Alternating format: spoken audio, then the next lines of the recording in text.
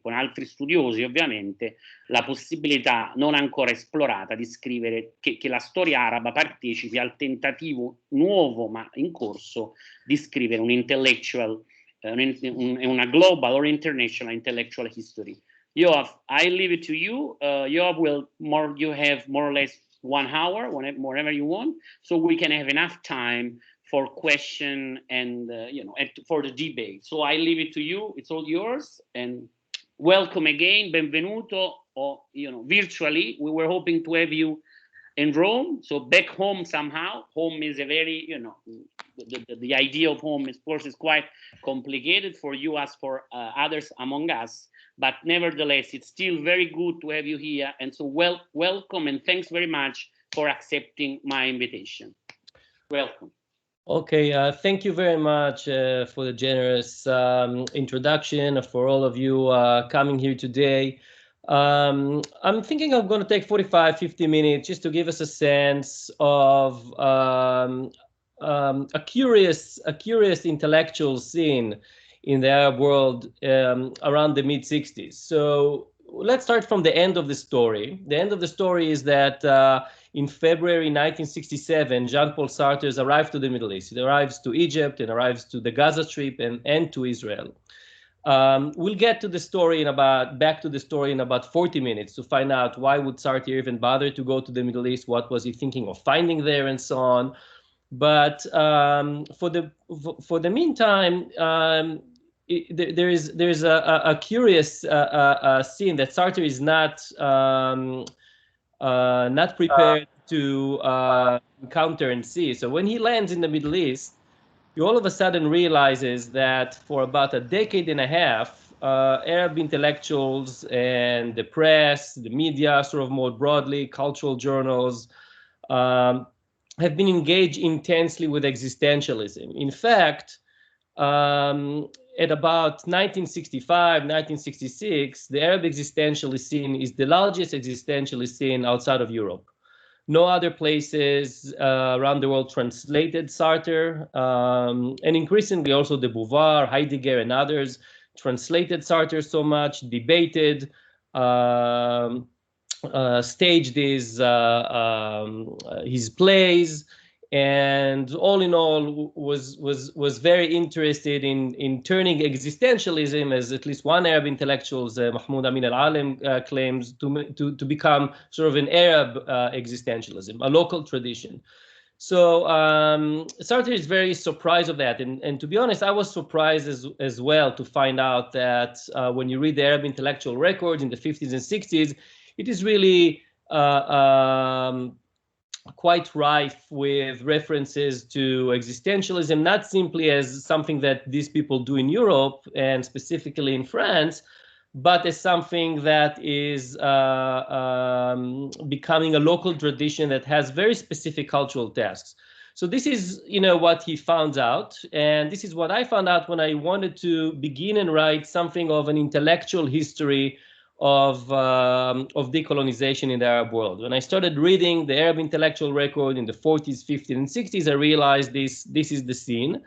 So the question is, first and foremost, why the Arab intellectuals, and I'm talking mostly about the Eastern Mediterranean, the Mashrek, from Egypt to Iraq, why do they take existentialism so seriously and so creatively? What are they hoping to see, to develop, to achieve by that? How did they put it to work? Then at which point it becomes a relationship with Sartre, and what kind of a relationship was that? Was it sort of these passive relationships in which they translate the works of a genius and trying to perform sort of in some kind of authentic, in some sort of form that is authentic to French philosophy, or are they doing something else with it? So what we'll do today, we will look at 4 instances, basically from the late 40s to the late 60s, a story that begins actually with pure philosophy, with a certain philosophical problem of being after empire. What does it mean to be an Arab citizen after almost 2 centuries or century and a half of colonial experience? That's going to be the first part. The second part, we're going to look at a certain tradition of existentialism that is taking the idea of engagement, of commitment, and turning it into an Arab practice, not simply in literature, but also in culture more broadly, but also in politics. The third instance is the way in which Arab existentialism, by now they're proud of it and calling it their own tradition, is opening it up to the global 60s, to something which is really bigger than the Middle East, connected to the definition of the global South as a place that has a unity, a political purpose, but also a certain horizons of liberation that are predicated on universal ethics. They're predicated on something that actually requires an ethical shift also in the way Europe perceives itself. So that is the beginning of a certain engagement with Sartre. And the last and fourth instance is not intellectual, is actually the visit itself, Sartre's visit itself. It wasn't just a visit, as we will see. This was supposed to be an encounter that would try to provide some sort of a way out of the conflict between Israelis and Arabs, some form of proto-conflict resolution that is supposed to create an opening for universal ethics. So everybody would feel sort of liberated, but also connected to who they are. That was the very ambitious proposition that Sartre found itself. And we will see that it, as you can imagine, it wasn't a success, but it was a glorious failure, worth dwelling on, worth understanding. So that's what we're going to do in the next 40 minutes. So we begin with actually a description of a condition. Arab intellectuals, late 40s, as World War II comes to an end, and it is obvious that the era of classic European colonialism is over. We are entering the era of decolonization.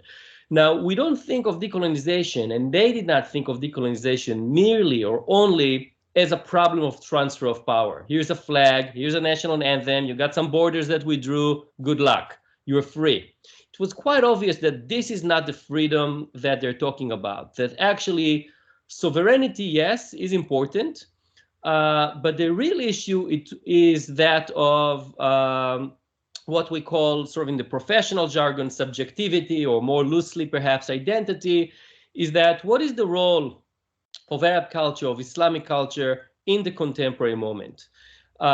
They write extensively about the condition of anxiety, of alienation, of cultural fragmentation, and that is, of course, something that we know from post-colonial writers elsewhere. At this point, they're writing it really sort of in Arabic among themselves. There is no yet, a global conversation. They're intellectuals, and it's not only the Arab world. There are various conversations. There's a West African conversation, there's a Caribbean conversation, there's a Parisian conversation. We'll get to it in a second. And there's the Arab conversation. In the Arab conversation, there are people who participate, like philosophers like Abdulrahman Badawi, who is really the first one to graduate from a philosophy department in Fuad University, in Cairo University, and at the time it was a big celebration, appearing the front page of the daily newspaper, that now we have a new Arab philosopher, the first modern Arab philosopher. Now, it wasn't just we are celebrating you, now you can go to a restaurant, get your degree, put it in the house, your mother will be happy. That's not the issue. There is a lot of anxiety. Badawi needs to provide a solution to the Arab self. You need to, and let me just explain a little bit what is the problem. It's a classic problem of a post-colonialism, but it has, of course, its Egyptian specificity or the Arab specificity. So essentially, they're coming out of a century and a half of colonial modernity, in which, when they emerge as modern subjects, as modern citizens, they are writing themselves and they're forming a culture into European cultural protocols that are not authentic to who they are. They cannot draw on Islamic philosophy, on law, on adab in general terms in order to find accommodation in the modern era. The assumption of colonialism is that this culture is actually, it can have an aesthetic role. It's nice if you want to put some Islamic ornaments, but essentially culture needs to aspire to become European, specifically French. If you look at the history of the universities or culture broadly, you can see the cultural wars between Francophone or, you know, Anglophone writers, and the general assumption, even if you take the leading intellectual of the era, Taha Hussein, who advised, by the way, he is really devising, he's creating Arab culture and what we call coming out of the Arab Renaissance, the Nahda, whose horizons are actually Francophone. That's in horizons. And the issue by late 40s was whether you can create a certain synthesis that would allow the young generation that is mostly concerned about it to become both authentic but also contemporary. That was the challenge. Initially, they thought of doing so with Heidegger, connecting to Sufism and mysticism. And basically, the opening of existentialism doesn't come through Sartre. Existentialism is promising for them because it moves them away from conversations about essences. The French told them, look, you have an essence as modern subjects. You have a core. What does it mean to be an Arab subject? It means that your religion has a set of fixed characteristics. It's incompatible with science, it's incompatible with reason, it's incompatible with democracy, it's incompatible with freedom and capitalism and so on. And you will never be able to transcend that unless you abandon that, because these are the fixed characteristics. But in existentialism, there are no fixed characteristics. Characteristics are relational, they are bestowed. And your existence and you being in the world precedes any kind of essence. So who you are is actually malleable. That allows an opening. It means that who you are is not something that would result in something akin to a failure as previous generation. You have an opening, you have a possibility in the post-colonial era to shape the world in your own image, to find your agency in the world, and so on. So even before Sartre arrived, themes of anxiety, alienation, quest for freedom, authenticity, the need for sovereignty are circulating widely. Now, Sartre arrives, very slowly. The first person that thought that there's something that is worthy of Sartre was actually Taha Hussein, who translated and brought Sartre to the attention of Arab writers. But immediately he noticed that this guy is actually, Taha Hussein translated everything Francophone as something that could be Arabized. And, as Lucy Rezova, for example, shows in her book on the Effendia, on the middle class in Egypt, they're very creative in creating some kind of local modernity, but it's still a local modernity that produces a lot of anxiety. Taha Hussein understands that Sartre might not be the solution, and that if Sartre is going to be the solution, his generation of Arab intellectuals is out of the game, which is exactly what happened. So he takes a step back, but Sartre is already introduced, and the idea that really brings Sartre into the Arab world is commitment. And it's a very simple idea. Think of it as a technology. It tells you that you cannot separate the political from the cultural sphere. This separation that the previous generation was happy to uphold is holding back the young generation. If you're a poet, it is not enough for you to write some nice poem about whatever, a feeling or ideal that is sublime and aesthetically beautiful and would really move your soul. The question is, how does this poem help the peasant, the worker, the struggling urban poor, and Soho? How does it help moving the Arab world from this post-colonial situation into an era of freedom, of independence, and so on? These are the questions.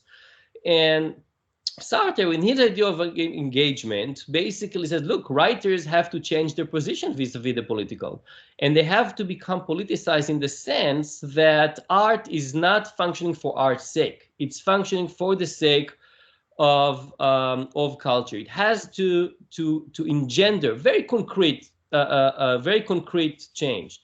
Now, at the time, you have people like Suhail Idris, a Lebanese from Beirut, who is a literary critic, and he goes to write his dissertation in the Sorbonne in late 50s, just when the existentialist scene in Paris explodes. And the existentialist scene in Paris is about commitment for sure, is about rearranging the literary field, the cultural field as a whole, but it's also about manifestations and performance of individual freedom, whether through excessive drinking and smoking and sex. It provides the possibility of actually radical individualism, something that is not bound also by a party, by the Communist Party, for example, right? It is actually a kind of political performance of the self. Of course, today, you know, in an era of hyper-identity politics, I don't know how you Italians, but at least here in the US, each of my students is a whole political machine to his or her own. They are very culturally specific, from their gender to their sexuality to their politics to who they are. The origins of that, in a way, are performed at the time in Europe, and the magic of it is that Suhail Idris is not alone there.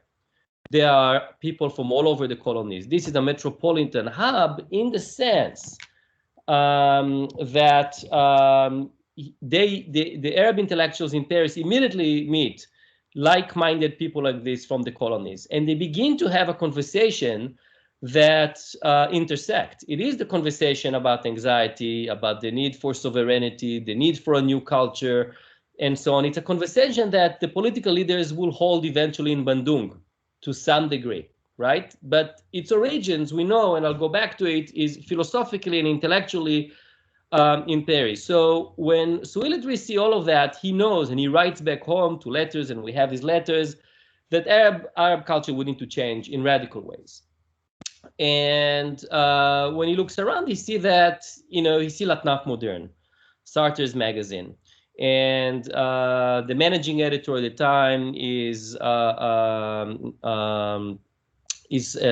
someone they'll get to know very well. Claude Lanzmann, will get back to Claude Lanzmann and his role in that. A Zionist Jew, actually, which is very interesting and important for a story as well. But Suhail Idris, after looking what L'Atnaf Moderne does, which is very different than what the Arab magazines do. It's not like the classic Arab magazines of the Nada, El Hilal, El Risala, El Thaqafa, El Katib, El Arabi. These magazines are about arts for art's sake. But L'Atnaf Moderne is arts for society's sake.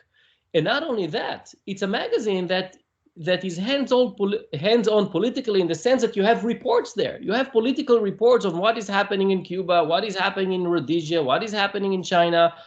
And you have to understand, this is the world that did not yet have human rights organizations, did not yet have NGOs, even the international. You can still have major massacres in the Cold War. You never hear about this. The international press maybe put something small out there, but you know, this is a whole global stuff that is opening up for this kind of engagement, and Sartre is interested in that. He's reaching out and he's practicing the politics of acknowledgement. He's acknowledging the existential situation, the condition of the post-colonial subject. So this is you know, a moment in which everybody in Paris practicing that, and you understand that this is not only applied to the colonial subject, it is applied to two other minorities at the time. First of all, women. When Beauvoir writes, you know, a woman is not born a woman, it's not an issue of essence. She becomes a woman by virtue of these expectations, right, around her, writes herself into a position of being subjugated, of being unfree.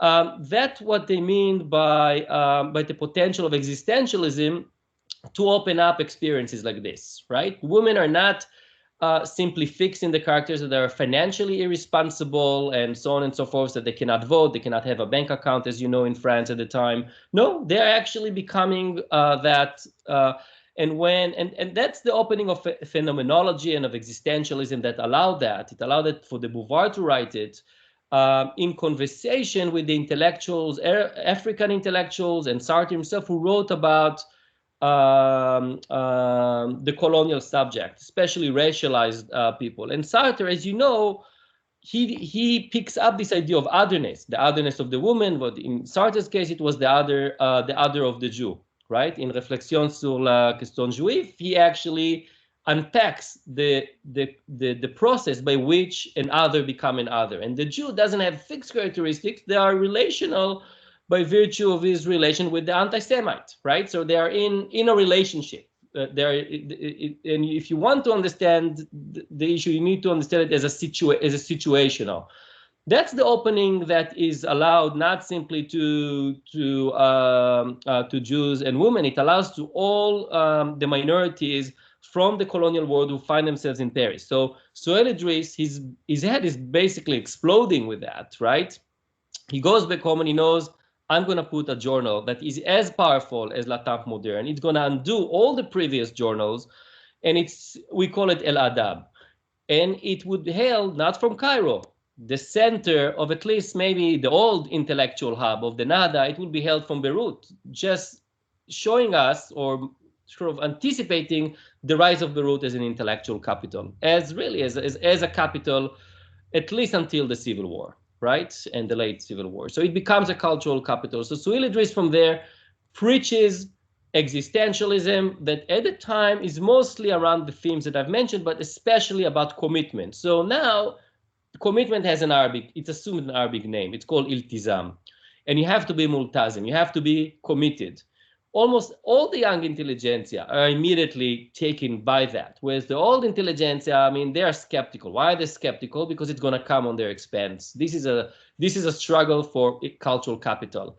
If one person has it, if Taha Hussein and the old guard, Udaba, has it, the young generation doesn't have it. And it's a generational struggle. So, you know, and it's a cultural struggle around language, about literary criticism, before it is about politics. So, you know, someone puts a new divan there, a new collections of poetry or a novel. You take the notion of iltizam, you beat this guy apart. You tear the novel apart as not simply not good for our generation, but as reactionary, as holding us back. And in no time at all, Taha Hussein actually find himself in Beirut in a debate with these people. And he basically told them, you know, you're going to trash the Arab world with your commitment. You're going to politicize culture. And once you politicize culture, you're going to lose your freedom. They're telling him, and for him, freedom is liberal freedom, rights that are natural rights given to the individual. But they work on a completely different notion of freedom, not liberal freedom. It's a freedom of liberation. It's a freedom of existential liberation, which is really the same word, hurriya, but really completely different philosophy. Especially after Nasser takes the Suez Canal and ushers in this kind of liberation, you know, Taha Hussein these guys are out of the game. Now, the notion of commitment of iltizam itself is a little bit unstable. Socialist realism and the communists also want to claim it. Socialist realism said, look, we've been committed, look at Gorky, we've been committed for era. And the Communist Party is now doing all these conferences, bringing intellectuals from all over the global south to sit together. Sartre is one of these meetings at some point, Pablo Neruda, others, and so we'll show you how committed legit works. But Suhail Idris didn't want communism. He wanted commitment without communism. So they have to fight a little bit about this and write a little bit about this and theorize it, which begins to make it not Parisian commitment, but Arab commitment, because it has to perform in the Arab world. It has to do specific things in the Arab world. It has to politicize culture. It has to create policies that push the political class to create policies that work for the common people. It has to change culture and change the curriculum. So the cultural expectations and horizons are not going to be Europeans. They're going to be something else, Arab and authentic and Islamic to a degree. And in that sense, existentialism began to be sort of acculturated as an Arab tradition. By that point, late 50s, almost everything that Sartre is writing is being translated and engaged with, and it provides an opening for radical individualism as well, and even some funny moments. For example, very young writers like the Lebanese novelist Leila Baalbeki, a feminist. So because Arab feminists always had an issue with patriarchy from the late 19th century, when Arab feminism begins to be sort of articulated. Its object is to defeat patriarchy. And now for Leila Baalbeki, a François Segan, if you will, and I'm not saying it. They as they reviewed her book before they dragged her to court for it, wrote about it in such terms. But look, what does Leila Baalbeki says? says, look, I understand there's the battle to liberate Algeria and Rhodesia and all of that. We understand Sartre is for Algeria. But for me, with all this Vietnam and China and all of that, with all of that, for me, when I get up in the morning, the only thing I care about is how do I cross the road on high heels, 5-centimeter high heels shoe without crashing. That's my existential dilemma. This is basically, radical individualism. Now, this is not that she said she doesn't care about liberation. She doesn't care about what's happening in the Arab world. The right reading of it, I think, is her radical femininity that needs to be politicized so the political structure is going to change. What she's actually saying, and we will know from feminist critique later on, that the Arab national project is dominated by men, it's patriarchal, and as soon as liberation would end, they'll push us back to the kitchen, which is indeed what happened in various places. So Sartre, sort of this kind of radical individualism that comes out of existentialism, and Beauvoir as well, is being put to work here, right? But also Iraqi poets, vagabond poets use radical individualism to show that the structures of societies are problematic, they are oppressive, to call out the problem of freedom, maybe like with a nod to Taha Hussein, and they stage their opposition to the emerging emancipatory state, the big Arab state, Pan-Arabism. They stage their opposition to this by drinking, by fornicating, by writing about it. They don't care about anything. All I care is about myself, one of them, Hossein Mardan, one of them writes. And he dedicates his book of poetry to himself, of course, because there's nothing bigger than the individual, right? So that's another sort of phase of it, which puts existentialism to work, again, in an Arab way. But the next phase is actually a little bit more complex because it begins to connect this form of existentialism to the global south and writers from the global south more broadly. Fanon, Mimi, Richard Wright, Leopold Sedar Senor, and Kwame Nkrumah and others. So for now these people have a parallel tradition of engaging with Sartre since the late 40s, of thinking about what does it mean to be a black in Africa after slavery. That includes even American writers like Richard Wright, who moved to Paris immediately taken by the emancipatory potential of existentialism, write about it, exposes what it means to be black in America, and goes to Bandung as one example of this emancipatory moment. So by the early 60s, all of this tradition begin to kind of integrate a little bit better. It's no longer people in different places doing different things, but all of them talking to each other. And now we have pretty good examples and studies to see how they interact with each other in Paris, but also in other places, create organizations. African, Asian writers associations. They meet, they talk, they exchange, they travel, and the young generation anyway, they hang out in cafes in Europe. So this becomes actually stitched together socially, not only intellectually. Now, what are the ideas that are traveling in this network? Look, the expectation for all of them is something akin to emancipation, rebirth, Ba'ath. This is why, and that's regardless of existentialism. This is why, one of the most promising party of the time before it was taken by the military in the mid-60s is the Ba'ath Party, because it offers this kind of metamorphosis, this kind of along different lines, but the idea is of a new self to emerge out of subhuman existence. All of these people, Africans, West Africans, Caribbeans, and Arab intellectuals understand that they are consigned by colonialism. Even after colonialism is officially over, you have the flag and the anthem, right, and an army. Even after that, you're consigned to a zone of non-being, and you have to emerge out of it. You have to be rebirth. You have to experience this rebirth. But when you look around, you find out that the structure of colonialism is still at place. First of all, racial relationship. They begin to theorize race. Again, not as a relationship, as a culture, as a practice, and as something that is internalized in terms of how inferiority of several races is imposed on them, but also how these races internalize it as inferiority. And this is what opens the horizons of decolonization, not as a political process per se, but actually as a mental, psychological process of self-liberating.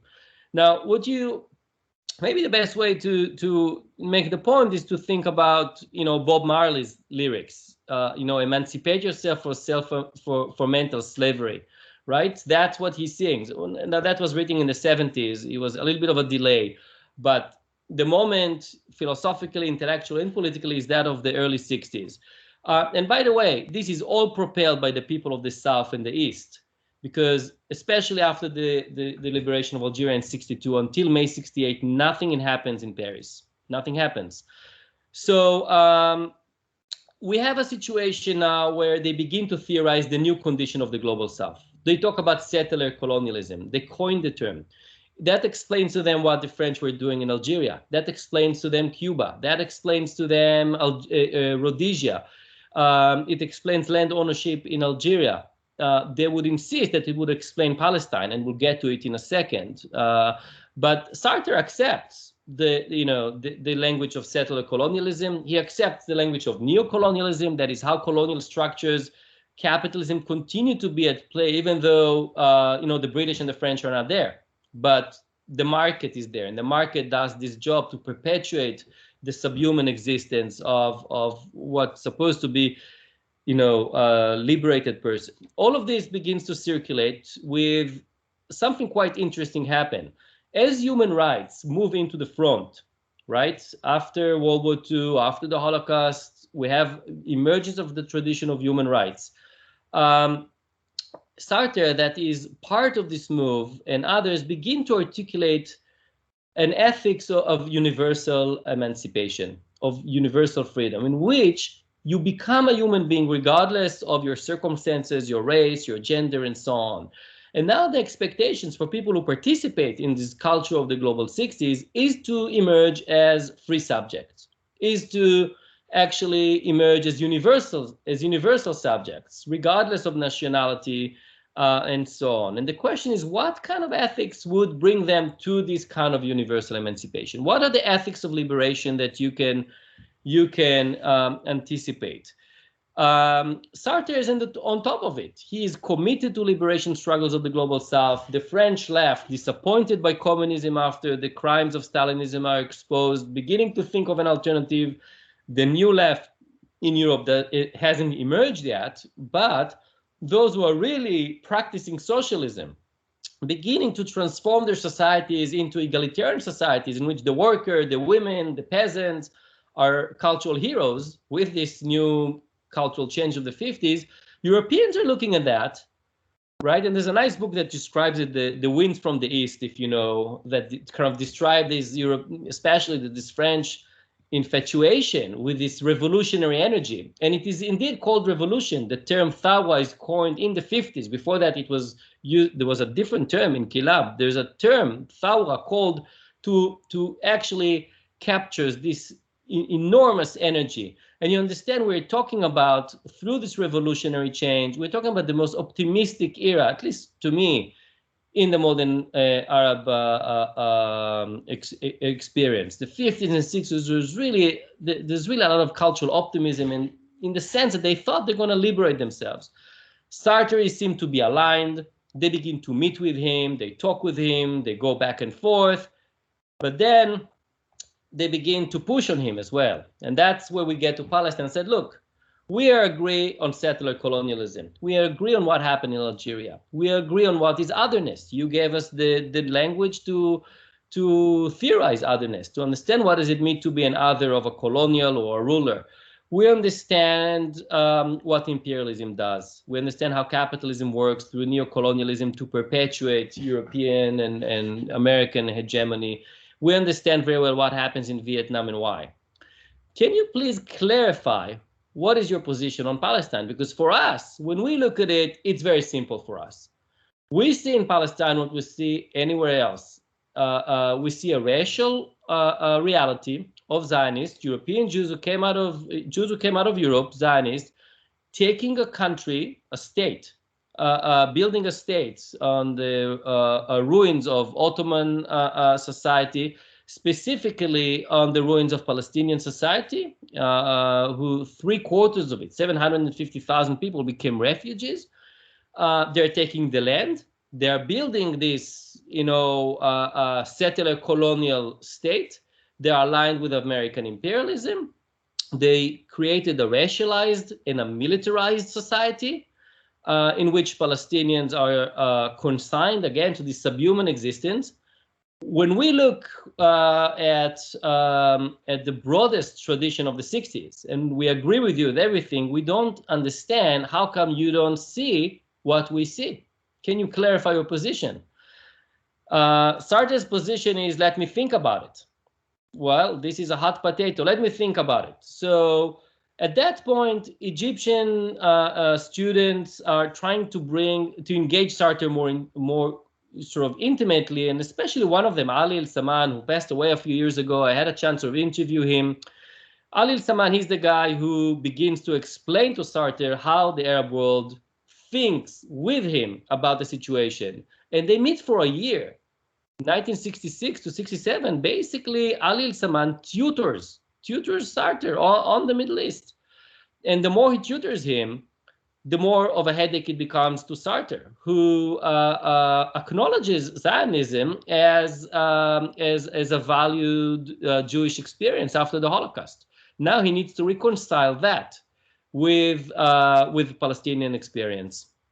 Now, there are a lot of pressures for him to bring up a statement, and his response is, listen, how about we'll study the situation? How about we'll take La Temps Moderne and we do a special issue, 1,000 pages. 500 will be given to Arabs, 500 to Israelis. This is not a dialogue. The Arabs are going to write their experience of the world in Palestine, in the modern Middle East. It was, as you know, created and shaped as a whole sphere by Europe. And, the Zionists are going to write their 500 pages about how they got there, what they hope to achieve, what was their experience in Europe, in other places.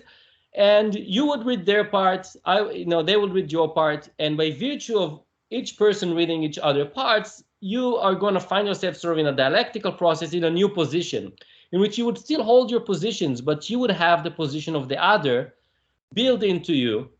And maybe that will be the possibility for a dialogue. There is no protocol for conflict resolution at that time. There are no conflict resolution is not even an academic term. There are no departments that would offer conflict resolution. And even when they did, as you know, in the Oslo years in 1990s, it ended up being a disaster. But what he offers is actually a conflict resolution of a conflict that is unsolvable. And if you would look, I live in America, so one of the sports in America is couples therapies, right? What is couples therapy? You sit there with your wife. She tells you how she feels. You don't negate. You don't tell her you're this, you're that, you're always wasting money, that's your core, that's your essence, these are characteristics. No. You just listen, you reflect back what you hear, and then she listens to you. Right? And then next time I shout at her, I also remember her experience of that. And maybe I shout differently. Maybe I decide not to shout. Maybe I reach out. Maybe I empathize with her, and then she can empathize with me, and there'll be some redemption here. God knows what. But that's basically what Sartre offered, is couples therapy. The Arab world is not ready for couples therapy. Now, the Israelis are suspicious of Sartre, and they call him in the newspapers an Arab philosopher. They know that he's the philosopher of the Arab world, so they really don't need that. Sartre is saying, you do the special issue, I'll come visit. That's the deal. I'm not coming to visit unless there's a special issue. And I interviewed people who were involved with that, like the late Sadek El-Azam, the philosopher, or mostly I interviewed Claude Lanzmann before he passed away, of how he pulled everybody together to make this issue, because the Arabs didn't want to do this. The Zionists, half of them didn't want to do that. And Sartre and Beauvoir, they really forced them. They said, okay, you're not doing it. We issue a statement that you refuse to collaborate, and that the whole visit is going to be a failure because of you. So he's using the visit as a leverage. In the end, he gets the contribution, and then they arrange the trip. The trip, of course, everybody wants something else out of the trip. The Egyptians want that Sartre would recognize the revolutionary experience and their Arab socialism. Sartre wrote a book about Castro. He met Che Guevara. He wrote about, this sugar hurricane that happens in Cuba, how the revolutionaries are, transforming Cuba. And Nasser is saying, hey, you know what? This guy Castro got a book and I don't get anything. So he wants a book. He wants Sartre to see Arab socialism at work.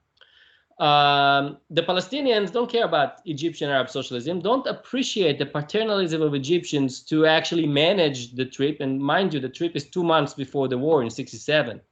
So they don't like it very much. They want Sartre to recognize the refugees, to recognize the right of the refugees to return, to recognize the fact that Zionism is a racial and a racist order, and call it settler colonialism and call for its dissolution. That's what they want. That's what the Syrians want. That's what the Jordanians want. But Nasser, the Egyptians want kind of something else. And they want a token recognitions of Palestine for sure. Why not? But you can see the way they put it together, that the Egyptians care about themselves.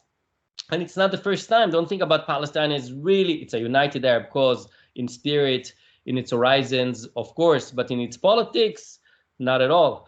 And you can already see the differences there. But Sartre, Beauvoir, Claude Lanzmann are arriving to Egypt. Claude Lanzmann doesn't have a good time.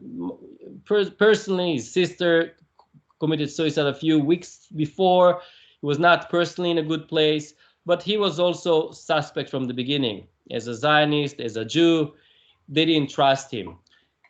And they had a reason not to trust him, because Lanzmann, who orchestrated the tour, didn't trust Sartre. He felt that Sartre is actually leaning towards the Arab side. And when Sartre gets the welcome of his life in Egypt, on one point they place a table with all the translations of his work.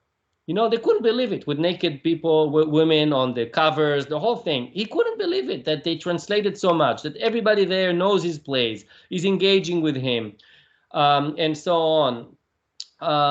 And debating him and wants to debate him. Of course, some of these debates were staged, were ridiculous. They took him to debate Egyptian peasants.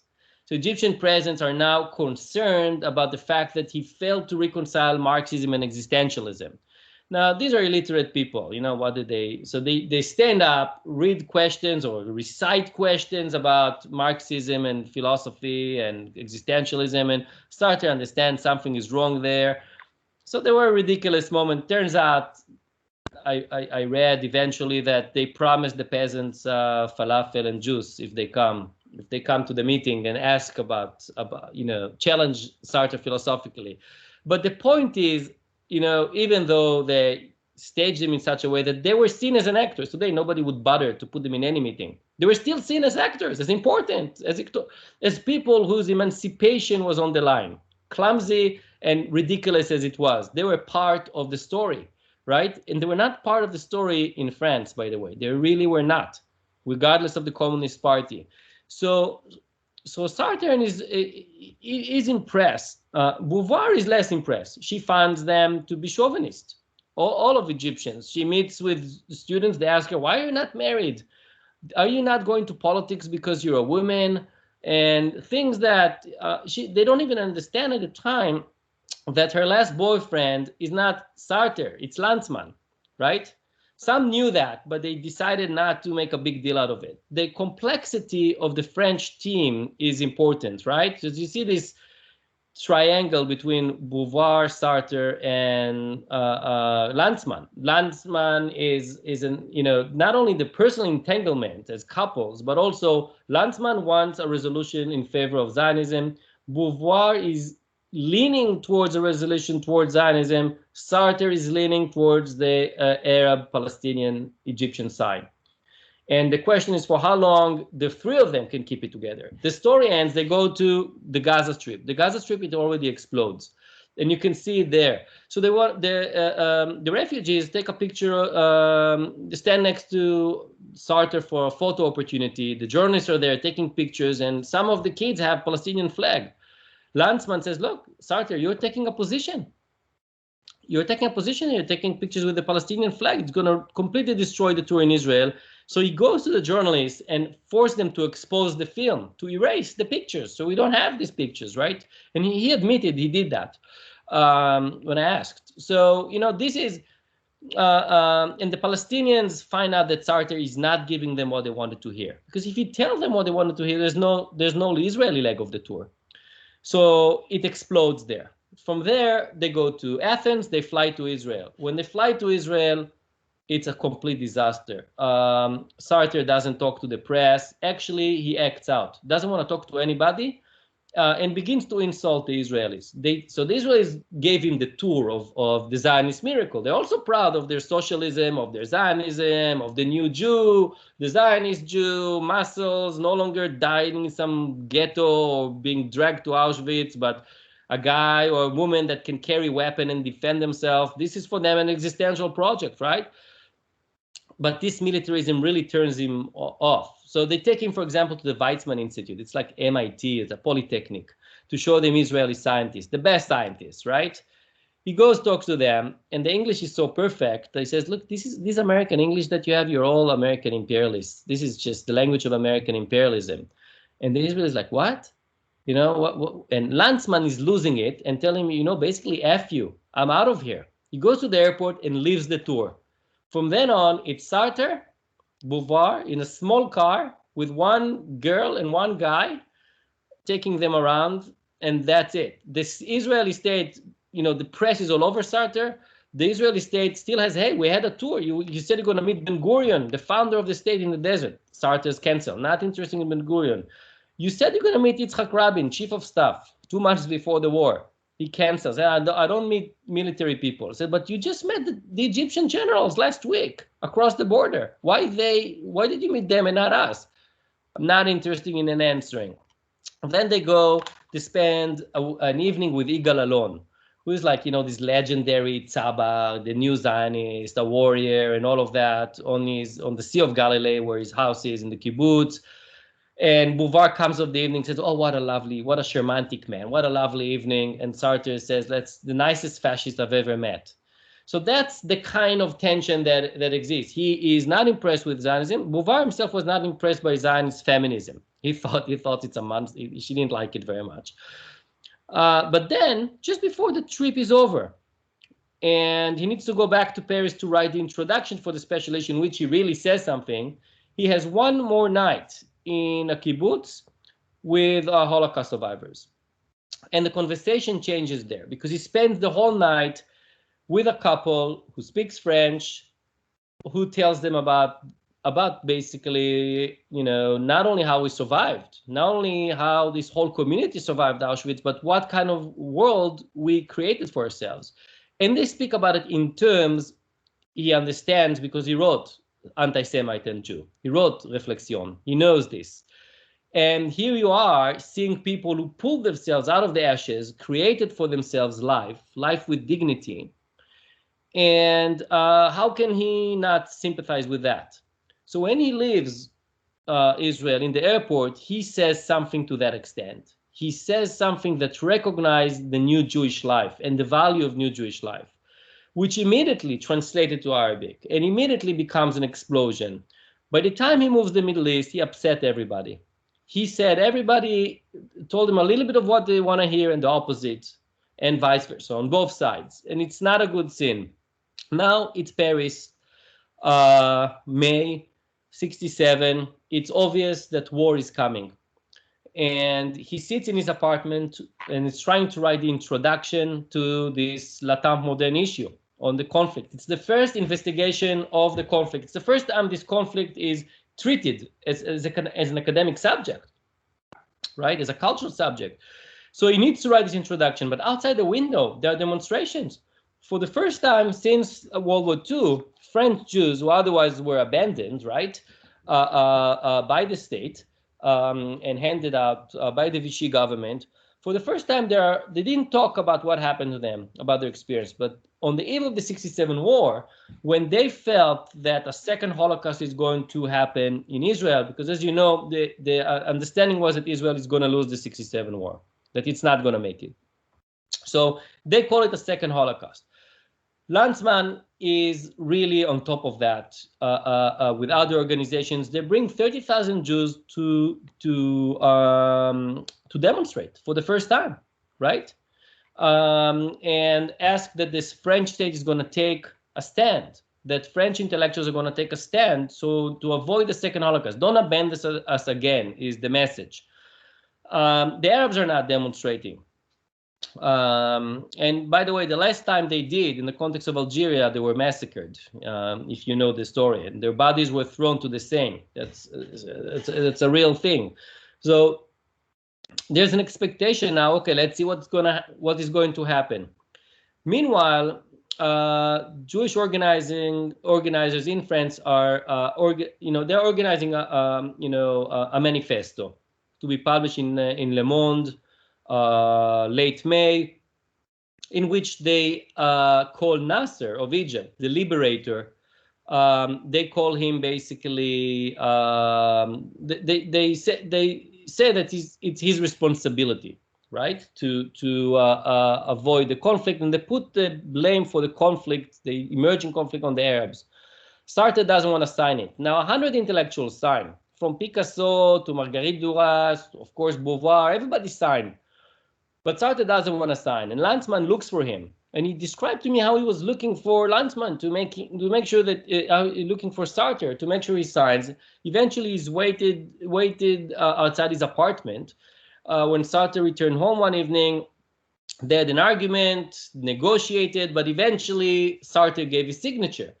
As soon as the manifesto is being published with Sartre's signature, the Arab world feels enormously betrayed. Their entire liberation project is predicated on these assumptions that Sartre was a supporter. In fact, this revolutionary move for emancipation is Arab, but is Sartrean. How could you sign such a petition? How can you not see the realities of Palestine for what they are? How can you not see the similarities between Algeria and Palestine? Sartre, of course, his answer is going to be in the special issue. But almost immediately, when the signature emerges in Le Monde, he's being boycotted. Some of his books are burned. Now, it's days before the 67 war, and the special issue is ready. It arrives to the stores in June 5th in the morning, just when the Israeli jets are taking off for a preemptive strike. And at 10 a.m., the war is over, as you know, 11, the war was over. And the Arab Revolutionary Project, not simply a few armies, the Arab Emancipatory Project of the 60s is defeated. And for them, Sartre's betrayal is the betrayal of this universal ethics of emancipation. It's a betrayal that is deep because it is internalized, because it is not simply about politics. It is about emancipation. It is about a post-colonial condition. And it is something that they thought they all shared. Lutfi El-Khouly, who is one of the leading intellectuals of the left involved with Sartre, is beside himself. He is very, very hurt. He and his wife, Lillian, are personal friends of Sartre and Beauvoir. They meet, and he's in Paris, and he's not calling Sartre. Sartre, here he's in Paris. Why don't you call me? Lutfi doesn't want to talk to him. In the end, they meet. The meeting explodes. Lutfi is hurt. Sartre is saying, let's do another meeting. I'll give you an interview. I'll backtrack. Basically, he provides major statements that had he given them 2 months before, that would have been fine, but nobody cares. He does actually provide to the Palestinians what he should have given them 3 months before, 2 months before. But when Lutfi El-Khouly calls El Adab in Beirut, Suhail Idris, to tell him, who really tried to bring Sartre to side with the Palestinians, even chasing him to his car, and the door was slammed on his finger, right? So when he tells Suhail Idris, I got from Sartre what we wanted, Suhail Idris said, look, I don't believe. If Sartre wants, he can put it on himself in his own voice. I don't need some declaration over breakfast, So the relationship is essentially over. Sartre would, as you know, continue to go back and forth when the Munich massacre happened in the Olympics in September 1970, Sartre actually sided with the Palestinian Black September organization. I said that's the only tools they have to make their voice heard. Then everybody shouted at him, and he said, "Okay, I'm going to get honorary PhD from the Hebrew University, 1974." Now, this is a guy that refused the Nobel Prize. Say, I don't believe in prizes. So why do you get an honorary PhD from the Hebrew University? So he was really kind of conflicted right and left. But the story, let's just wrap it up, is really not about Sartre. And to be honest, it's really not about existentialism. Existentialism is not the most Arab existentialism. It's not the most important thing that happens in the Mashriq in the 50s and 60s. It allows us a window into the revolutionary project, into its defeat, into what I think superficially can call the depth of the Arab souls and what they are trying to become and make.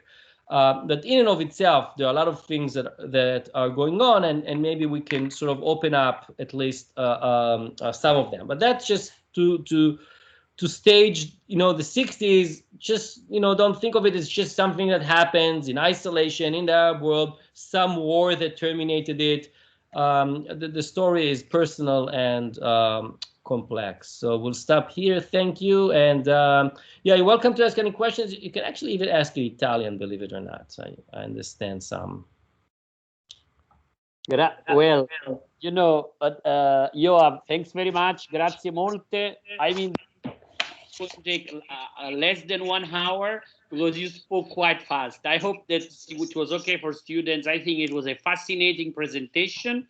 Also, I just want to tell, first I want to welcome the closest you have in Roma 3, Professor Daniele Fiorentino, who joined us, who's the head of political science, and actually he joined a bit as you were already talking.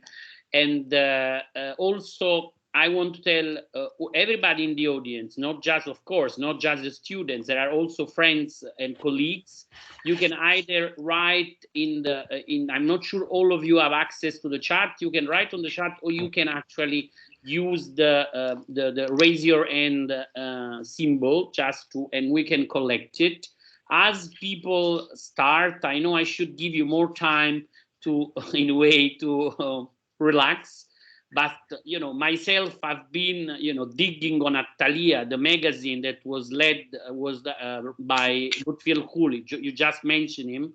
And there is even after the betrayal, Sartre was omnipresent between 65 and 67, was still there. So as colleagues and students, can actually start raising their hands, my question will be, what's the story after the Naksa, after 67, in terms of, because, his books were not, torn down. In a way, it was still present in the Arab intellectual, of course, in a different way, not like the sort of, the main light everybody's following. But what happened after, in a way? I mean, just to sum up, of course, the story is ongoing. There are still people studying Sartre in the Arab world and elsewhere.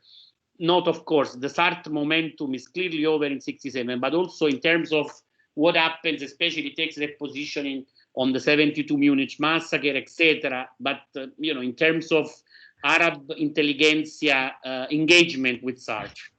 Right. Yeah, that's a very good question, because look, intellectual traditions like that, they don't disappear. Couldn't be that something like this happened and in 20 years of work, evaporates sort of into the aether. So of course, this is sort of a complex legacy of it, but it's a legacy. If Arab existentialism and the political alignment and the cultural alignment with Sartre arrived to 67 more or less in one part, what comes out of 67, it's as if you put it on a particle accelerator in CERN, right? You put this tradition on the particle accelerator and it explodes to various smaller particles. So which particles are there and what happened to them? The biggest particle that comes out of it is in the end of the day, the philosophy. Because what Sartre initiated, it was, look, it's Heidegger really before that, and the Heideggerian tradition, but the Heideggerian tradition was really abstract. You couldn't take it to the street. Sartre, you could take to the street.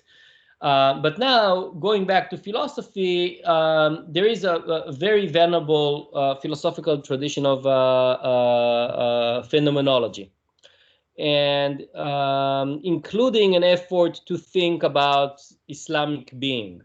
So after 67, the emancipatory project of Nasserism and Baathism, that was essentially secular, the secular is a problematic term, but essentially secular, gives way to Islamic-based cultural projects, in which whatever is going to happen to culture now, thank you very much. We tried already various things. We haven't tried Islam. We're going to try that now. So phenomenology is trying to bring Islam into the political fold, not as political Islam, but for example, into an Islamic left. So if you think about something like Hassan Hanafi, right, with the project of the Islamic left. So philosophy continue and Sartre continue to be part of it, and even translated. But in Islamic circles, if you go to Islamic circles and you search Jean-Paul Sartre in his, Islamic chats and chat rooms and so on, which I did. So they say, they have kind of an encyclopedia entry of his, who is Sartre, and someone responds, he's a Jewish philosopher who hated the Arabs and brought to their downfall, right? So that did not disappear. And they continuously blamed Lanzmann for doing that. So it's the Jew for them that pulled Sartre. And it's not simply about the fact that he's a Jew or not. It's the fact that the modernity that they aspire to is essentially Jewish. And that's the interesting thing here. That they aspire to, that the Jew is hiding inside the modern. That was what the Islamists took out of it. So and of course, what does it mean for the Arab left? The Arab left, better than me. You wrote, a wonderful book about it. Is not doing very well, and the Lebanese civil war is going to sink the Arab left. The Arab left is gonna come back after 2011. Is like the phoenix. But in the 70s and 80s and 90s, the end of the Cold War, the shift to neoliberalism, it doesn't seem like the Arab left had anything concrete to offer, and the connection to Sartre is not important as well. But as you know, Sartre was also erased from the Western lexicon. Much of post-colonial studies have serious debt to his philosophy. But if you take any Cambridge, Oxford handbook of post-colonial studies, there's nothing in Sartre there. So there are people now in the US who kind of trying to bring it back and so on. Well, thanks. That's also in a nutshell is another lecture and maybe another project. So this how does Sartre survive? We have Giuliano Garavini, who's the co-convener of this series of seminars. Giuliano, hi. First of all, I'm sorry that I cannot show myself, but I'm on a mobile and it doesn't work very well. So I hope you can hear me actually. Yeah. Good, excellent. First of all, thanks for the lecture. It was really. I hope the students were able to follow it, because there's a number of my students that I'm pretty sure don't know English very well. So, I mean, at least they I guess they picked up some of the key points that you raised. I had actually a similar question to the one that Gennaro just asked. So maybe you already responded, but it was about this 1967 periodization. So basically this abrupt ending of this emancipatory project in the Arab world with the defeat of 1967. I just was curious about maybe. Because in some ways I come not from studying intellectual history, but more, if you will, economic history or diplomatic history. So the 1970s actually look as a decade in which there was at least from the point of view of diplomacy, and also, if you will, from the point of view of gaining economic sovereignty, it was a phenomenally successful decade.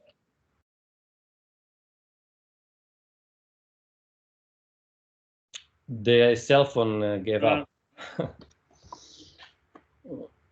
Giuliano, si è interrotto il microfono. See, so what was I okay, saying? now. Well, yeah, so I was saying, I don't know if I'm repeating myself. Did you get to, I was arguing that the 70s in some ways were also quite successful from the point of view of, politically and economically for Arab governments. So I guess my question would be, are you implying that in a way the success of Arab governments to a certain extent, for example, the nationalization of petroleum, the oil shock, which in many ways shook the Western world, came together with a decline. While the governments and the elites might have been successful, all of this came together with a decline in a cultural and philosophical project, if you will, that was embodied in these movements and cultural circles of the 1960s. So that would be the question. I don't know if I got you well or not on this. Yeah, I understand. But yeah, and the other question would be actually on more on today. So I'd be curious to know if there is any kind of figure in Europe today that you think might be compared, obviously, in terms of topics or content of what they argued, they will be totally different. But I guess if there's any figure of European intellectual that can be compared to Sartre for the role it played in engaging conversations with intellectuals in the Arab world, even from the neoliberal perspective, not necessarily from the left. Thanks. Wonderful. Yeah. No, I understand. It depends how we want to look at this at 1967 and the 70s. First of all, 1967 should be revisited. To be honest, when I wrote this existentialism book, I tried to write a book about 67, which I'm writing now, but I found that, so it kind of like ended up with this. But so let's move from 67 to the 70s. And maybe the way to do that is not to look at the Arab world, but to actually look globally. So if in the 60s, for European people of the left, the global south, the East, is progressive. They are the ones who are liberating the workers. They are the ones who are giving land to the peasants. They are the ones who are putting progressive legislation. I mean, look, women got to vote, the right to vote in Switzerland, what, 1971, 1974, I don't know when, something like that, right? Well, the Egyptian women got it in 56. If you look at the Egyptian labor laws, Janelle knows better than me, but they're very progressive laws in terms of maternity leave and sick leave and all of that. So before May 68, it seems that the Arab world and the global South in general is actually progressive. Then and they're venerated. Then May 68 happens. Europe begins to move with the new left towards a different directions. And what seemed to be to them as the promise of the global South in the 70s begin to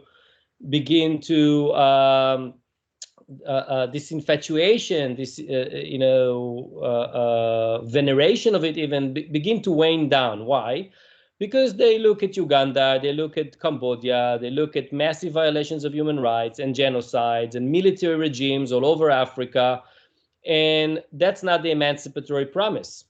And what happens in the 70s is a complete divestment, which French intellectuals wrote about, complete divestments from the global South as a model. Instead, you have Médecins Sans Frontières. Now we'll go and help them. You have NGOs, and now they become customers. They become people who are struggling with Biafra. It's enormous at the time.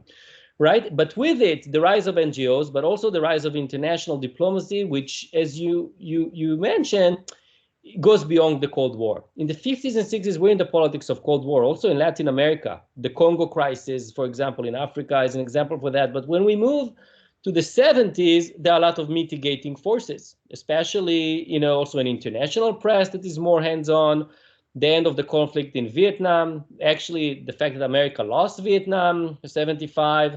So all of that opens an opening. So if you look at this and you look now at the pre-67 world, what is the emancipatory success? They failed in almost everything that they set for themselves to do, except, as you mentioned or insinuated, one, OPEC, right? So OPEC is a spectacular institution of decolonization. And who puts it together? The reactionary Saudis, those who were the bête noire of Nasser. Nasser tried everything he could to undermine them. And now, after 67, he asks for money. He's in their hands. He's sick. He's really sick. He's diabetic, actually. He's not doing... I'm recently able to construct his medical file. I'm constructing his medical file of Nasser. It's just unbelievable how he even functions. And he's asking the Saudis for help. These are the Saudis that hold back the Arab world. But they put the only long-lasting institution that I can think of from the 60s, which is a global South, right? And they're talking to Venezuelans, to Mexicans from the 50s. For example, Abdallah Tariqi, I'm sure you know, I'm just mentioning him as a graduate student at my university here in Texas. He studied petroleum engineering. What he studied is not petroleum engineering. He studied the Railroad Commission, which is basically the business model of oil in Texas, how to divide oil, how to market it, how to price it, right? And once they understand how the Americans do so, they understand how they get zero money from all their oil in all the other places, right? So they actually put an institution that is, with all its shortcomings, I know that they always cheat on their quotas and so on, but it is one of the legacy of decolonization in the economic sphere. And in that sense, if you think about this as a continuity, what is 67 in it? Is nothing. It doesn't, there's no before and after. It didn't interrupt in the least the story of energy, and it would have to have a different temporality all together in order to tell the story. So I think in that sense, diplomacy, energy markets, and also the rise of neoliberalism. They haven't called it the Washington Consensus yet, but the IMF, World Bank, the subsidies, the subsidy riots in Egypt in the 70s, the anticipation of the rise of this kind of structural adjustment state and its long legacy all the way to 2011 is there. So you're right about that. As which intellectuals in the Arab world, look, as soon as Sartre was gone in the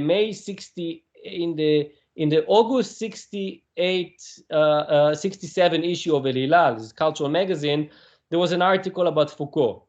And they tell them, Foucault, forget about Sartre. Here's the new guy. Here's Foucault. Meet Foucault with post-structuralism. That's the future of the Arab world. But look, you cannot build anything with Slavoj Žižek. No offense for those of you who are fans, or even with Agamben, okay? You cannot build with it. You can critique. You can understand their life. You can understand, you want to understand. If you want to understand what happened to people who have to cross the seas from North Africa to Italy to escape where they come from, yeah, Agamben is great. But if you are trying to build a constructive a project that would feed the peasants and so on, so no, I don't think there are models, but also the intellectual history that I do is not very good for that. I work with a very traditional method. I read journals and debates and magazines and archives and letters and correspondence and interviews. This method doesn't transition into even the 90s. You have satellite, not to mention social. I think the future of intellectual history in that sense is maybe media studies. It's just, what's the point of going now to look for even a debate in any published magazine? What it would even tell me? It would tell me nothing. So I'm not good for that.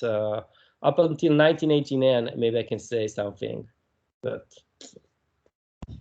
well, We'll see, but of course, you know, there are echoes. Of course, the means and the fora of the discussion, you know, were already evolving, but at the time, and they will have a further evolution. Like, you know, the idea of meeting actually the people, going to the University of Cairo, speaking to the peasants, the idea of you have to be there, even if it was sometimes a performance. The, you know, how important it was to go to Kamshish, the revolutionary village in the Delta. And, you know, these are the revolutionary peasants. They know about Saudi. They suppose that they should, and he must know. He must beat them. That was all this idea of being in the place, which, of course, little by little will vanish. Thanks again. Well, again, we are lucky enough to have Yoav Di-Capua with us. So I'm again shooting. We don't have, you know, we can be also quite prudent, but actually there is still enough time for question, comments, not just for students. You can ask in Italian, in English, well, in Arabic, maybe, I don't know. So do not be shy. It's a chance for us. Of course, I don't want to make it a private conversation. We can do it. We don't need to do it on Teams. So please, if I'm not sure that everybody can use the raise your hand or write in the chat, but nevertheless, you can still go and just, you know, make your microphone, put your microphone on and just, you know, intervene, speak. Let me check. I'm not even sure, because as you know, at the beginning, I was not in the right,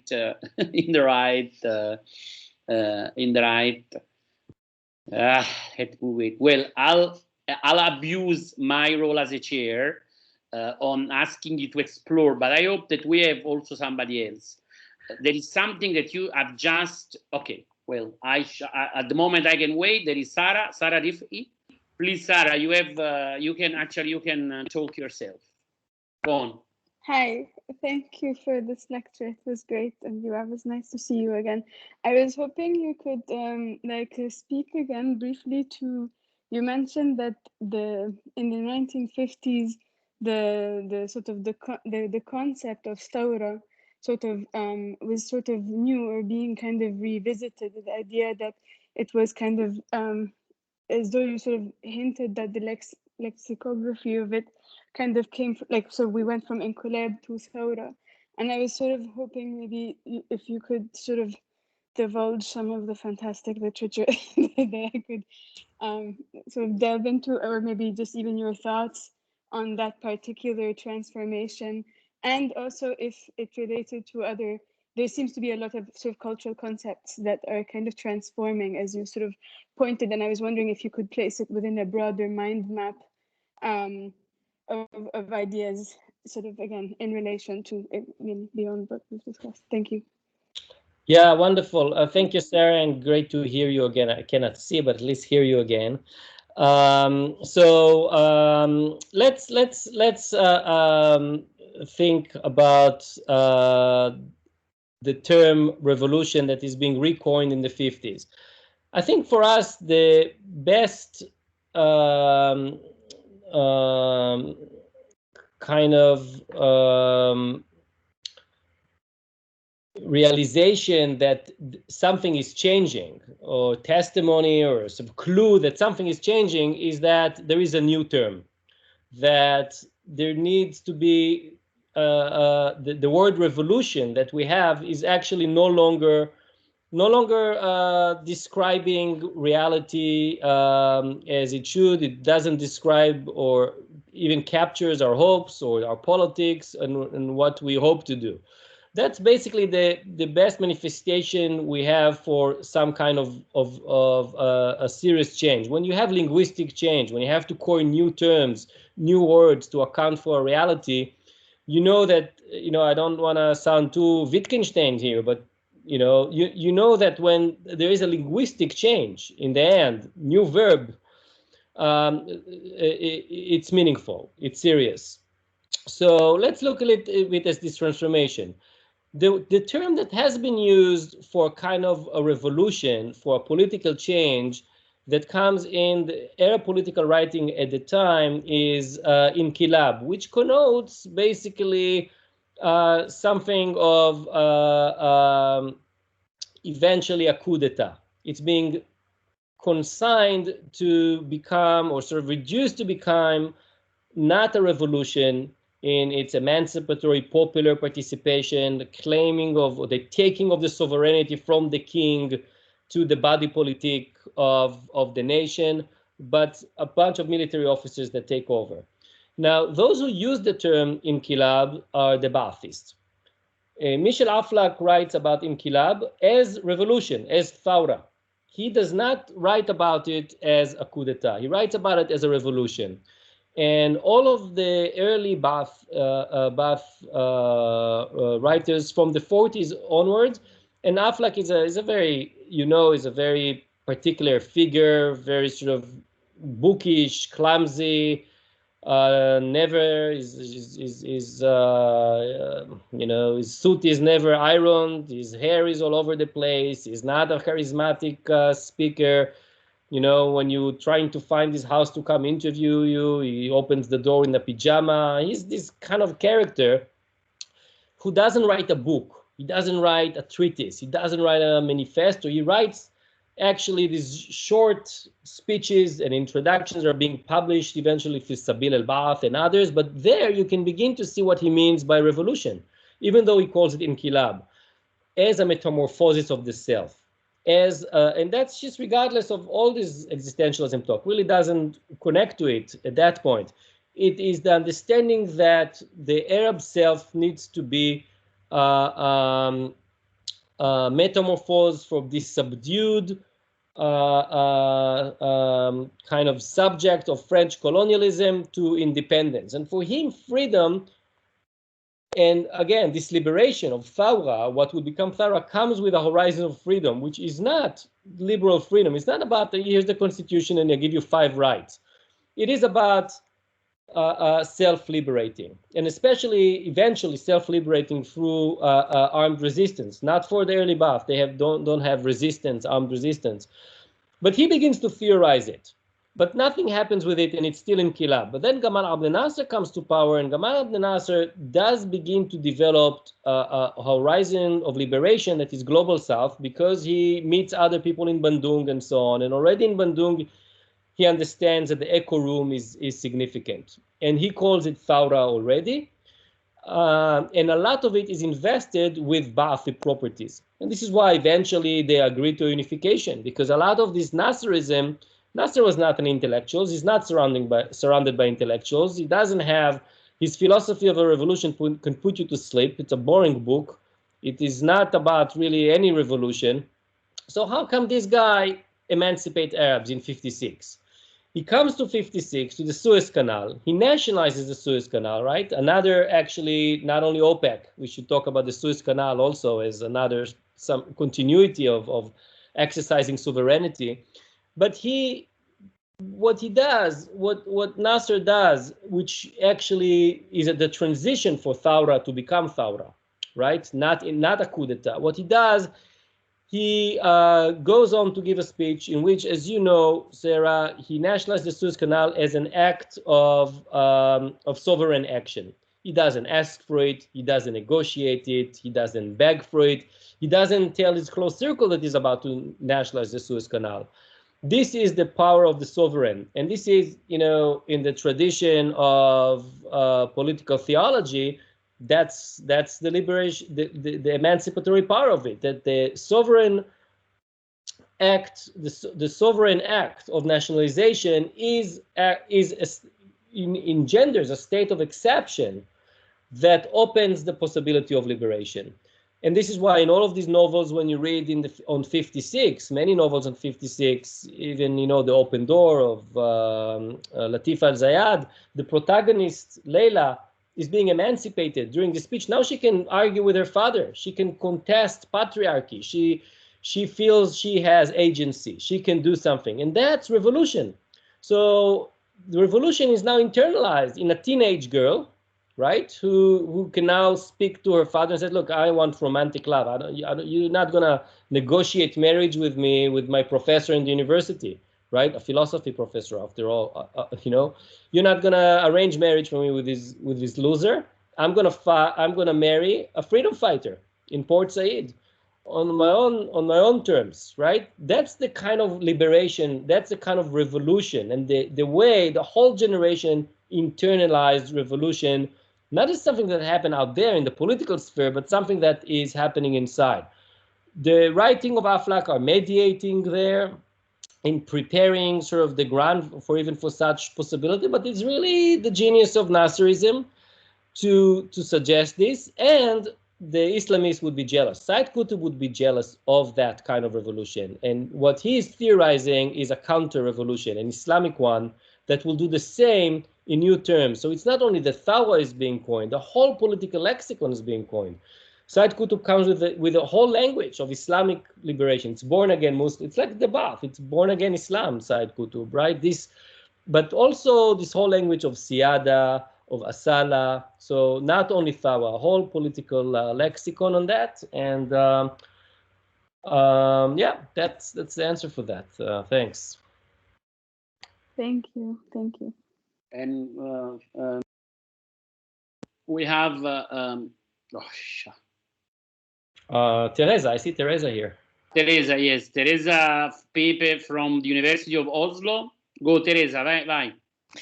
Hi, ciao, Yoav Di-Capua. Very nice, very fascinating lecture, and very nicely told also and presented. It was very fascinating to listen to you. Thanks also for pointing out, on how this engagement, this fascination with commitment sometimes also collided with an intellectual milieu that was very male-dominated, right, and very influenced by these patriarchal structures.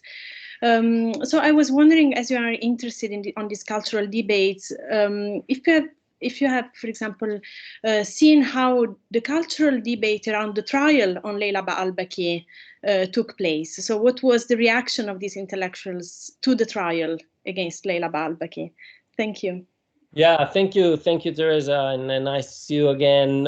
Look, I haven't looked at all. I don't have the transcripts of the trial. I don't have this material, and it's not the first. She would be dragged again with the next publication. It's not the first time they're going to be all over her. And at the time, from what I could tell, nobody really. There is a defense of her, and she's off the hook. She doesn't incarcerated for years. But it brings us to an interesting moment. If this is an emancipatory project, so what is happening to Leila Baalbaki? In which ways she can tell us something that actually exposes the problems in the project? Normally, the way we told the story is that, the project of liberation doesn't have any problems in it and defeats in 1967, and then there are questions. But it's actually really not true. Most of the progressive intellectuals have understood by 1965 that the project is let's call it, in the book I'm writing now, I call it radical disenchantment. They begin to be disenchanted. What happened to her is not only what happened to her. There's a whole generation of people who moved from prison. It turns out that the emancipatory freedom of 56 of Leila's, the protagonist of the Open Door, is not the same freedom that Leila Baalbaki has when these are the liberal freedoms that are taking. So what happens? Can the Arab Liberation Project accommodate liberal freedoms in their classic British sense? Freedom from, freedom to do things, the basic freedoms of property, speech, political congregation, and so on. Can these freedoms be upheld by the Arab state? And the answer is actually no. So that's one element. So the Arab state becomes already kind of an enemy. That's the state that dragged her to the trial. Now, and then this sense, intellectuals saying, okay, there's the state, but there are the intellectuals. They're not the same. Now, as you know, state and intellectuals in the Arab world, al-Mufakaf wal-Sulta is, we can spend hours of that. It's a big topic. And interestingly, we don't have we don't have scholarship on this, even though it's a major cultural problematic in the Arab world. But until that, And as Gennaro knows, you know, his intellectuals, Lutfi al-Khuli, are in prison, being taken out of prison to the journal, to the editorial position, from the prison cell to the mast of the editorial position of the journal, to help the state. They still think the state is going to change. And this is why Leila Barbeki is not a big deal, because the state is going to change. Then 67 happens, the state is on the floor, and you have, there's a woman I'm working now, I'm beginning to be interested in her, Ghada al-Saman, Syrian. And I think Ghada al-Saman, I get it in some point, begins to write in letters to the revolutionaries and calling them out, saying, look, you know, this all revolution is gendered. It's male revolution. There's zero space for us.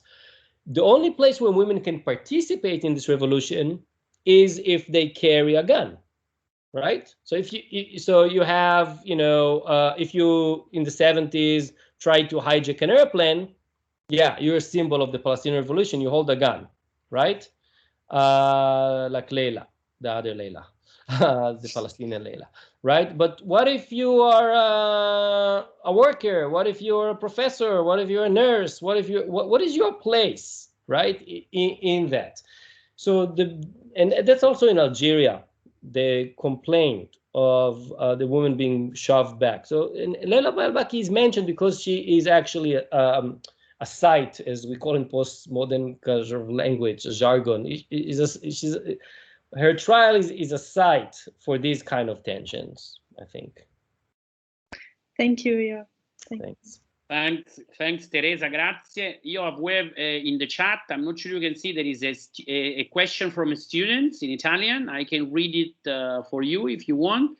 Ci said, vorrei sapere se l'incontro tra Sartre e Castro abbia prodotto una qualche influenza o modifica sulle politiche successive di Castro in Africa, o se si sia limitato a produrre una momentanea reciproca suggestione.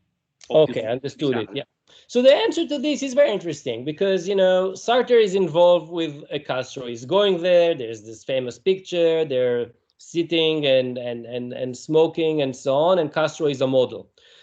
But look, there's a long tradition of Western intellectuals, Foucault going to Iran, going to China, going to all sorts of places, and actually not seeing, with all their sophisticated theory, actually not seeing what is happening.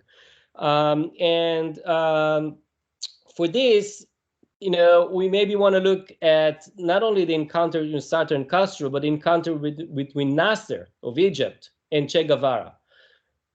Because it shows us a certain, I think, a more healthy skepticism towards the revolution. So the first time Che Guevara comes and he visits Gaza and the Palestinians and so on, it's shortly after the Cuban Revolution. He looks like a teenager, he looks like a boy. Nobody takes him too seriously. Nasser is busy with other, Haile Selassie is coming to visit, other people are coming to visit. He's not really giving him so much attention. And I think Che Guevara wanted to sell sugar, so it was a little bit about a business. The next time he comes, Che Guevara is already Che Guevara. And he, even in his pictures, he holds his cigar differently. And he is immediately accepted by Nasser as an equal.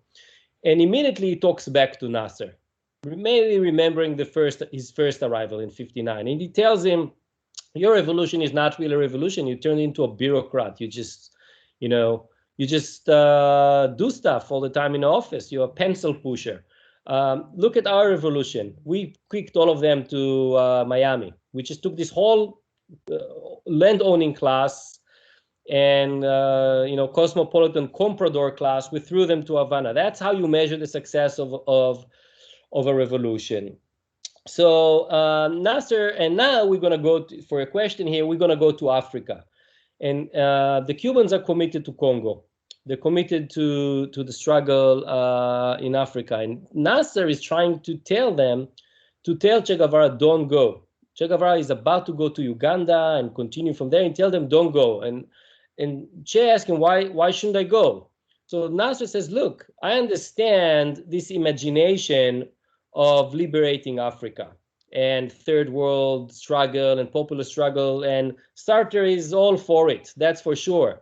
But I've been struggling in Yemen for about 3 years now. As you might know, from 1962 to 1965, the Egyptians are fighting in Yemen. It is kind of a Vietnam for them. They entered a proxy war to support a progressive faction against the reactionary faction of the Saudis, who, as we mentioned, turned out to be not reactionary. So he said, I sent there 5,000 soldiers to fight, and now I have 50,000 soldiers fighting them, and no end in sight. It's a total disaster. Don't go to Congo. So what is he saying to him? He says, Sartre has an imagination of global self-liberation. It's nice for philosophers to have it. And it's nice to send someone else. And maybe it's nice for Gilles Debray to go and following in the jungles of Bolivia, wherever it went, Che Guevara later on, to start this revolution from the south. But the reality of it is that it's a quagmire. You cannot actually change very much. And indeed, the idea of intervening in such a way politically, engendering revolution with all its Leninist, soundtrack, because what it means, it is about a spark. It is about a vanguard, right? Che Guevara is going to go, and he's going to be so revolutionary, enlightening that the masses are going to join. And nobody's going to join him in Congo. Forget about that. No tribal politics. Nobody. And so the idea, what I'm trying to say is that Sartre encounter with Castro and with Cuba and with Che, and the idea that they're going to join, they're going to be the people who do the revolution, did not amount to much. And the disciple of Sartre in the 70s were very cynic. We're very cynic about that. Just as they started moving into Maoism, another, So that's a long answer to this. Thanks. Thanks very much. Grazie. Well, we have, I think, time at least for more questions. If you have, I have one which is about the seminar itself. That will be good to conclude. But since you have promised that he's still quite generous, it's generous, so he can still answer. If there are other questions, please raise your hand or write it down, or actually you can even switch your micro on all the way. Otherwise, I'll go with the question that in a way also connects this lecture to the whole series we have had in this semester. Well, I'll go and then will be time. I mean, my question is of course, in a way, this is we try to do this series on global history, international history. We're going to have a new degree in that next year.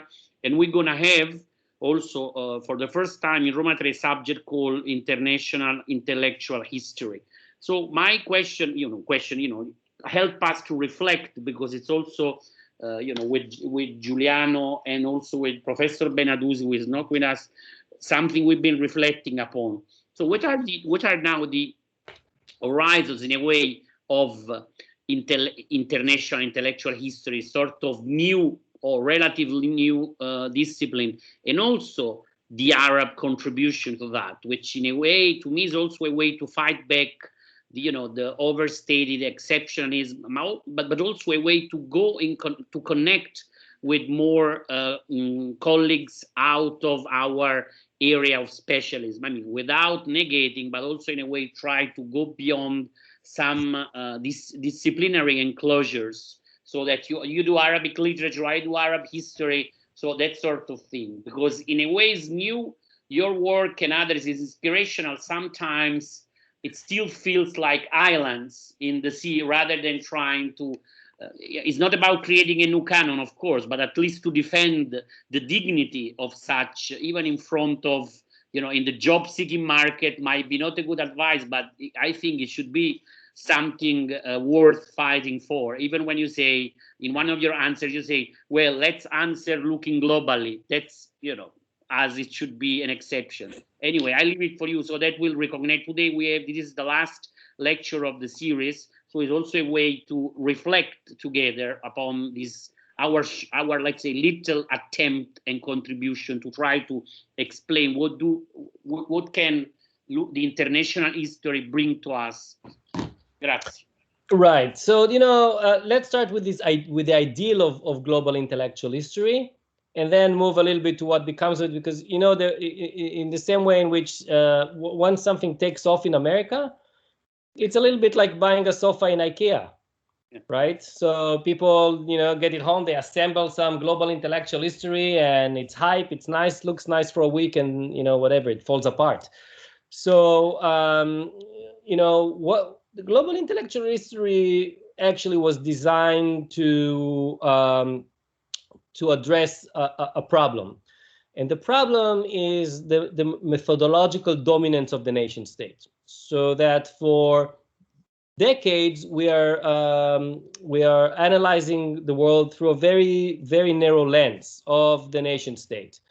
And we give the nation state an epistemological weight and power that it did not have in reality, because it turns out there is an international space, and there is a space that exists even inside nations that is not actually captured by the hegemony of the state. So why continuing to, and this is especially for all the area studies, for all the global South, Latin America, Asia, Africa, and it's also turned out to be a very European project of the nation state to begin with, right? So is this what we're studying in Africa and the Middle East now?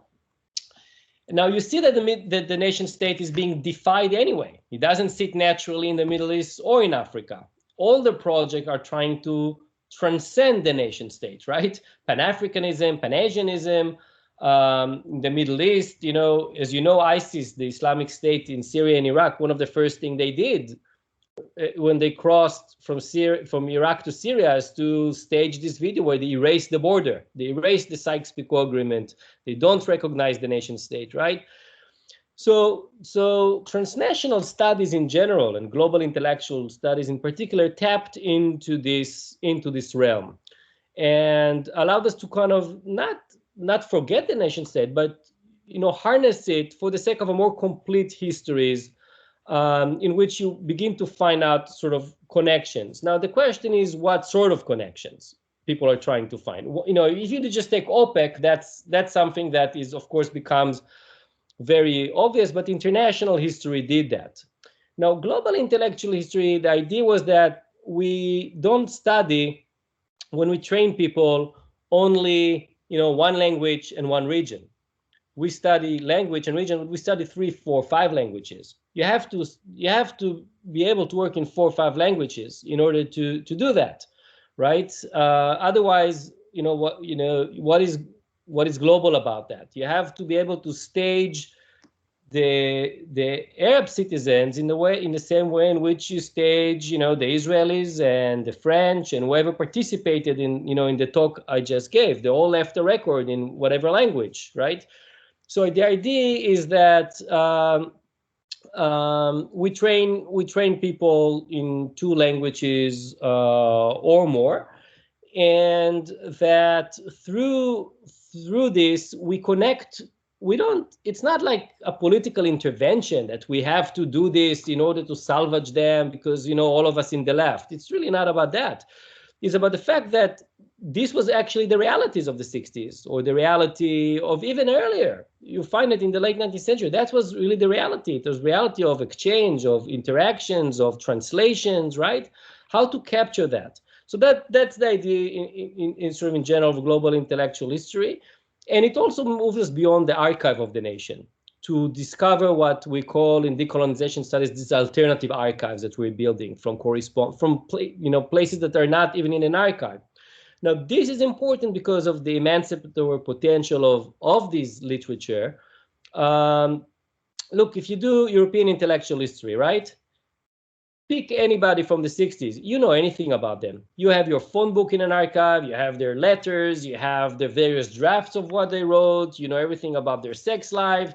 Pick an Arab intellectual of the 60s. Even those you worked on or all of us worked. How much do we really know? There's no archive. Where are the letters? This is not there. And even as we stage them in our writing, they're actually a little bit of an empty signifiers. They can call Ahmed or Muhammad or Hassan or whatever, but their private life, who they are as human beings, are actually you can change the name, it doesn't matter. There's some ideology or some idea that is connected to them. I think global intellectual has a potential of bringing them more together as human beings and actors. And that's, in the humanities, especially for those of us who do non-European history, that's very important.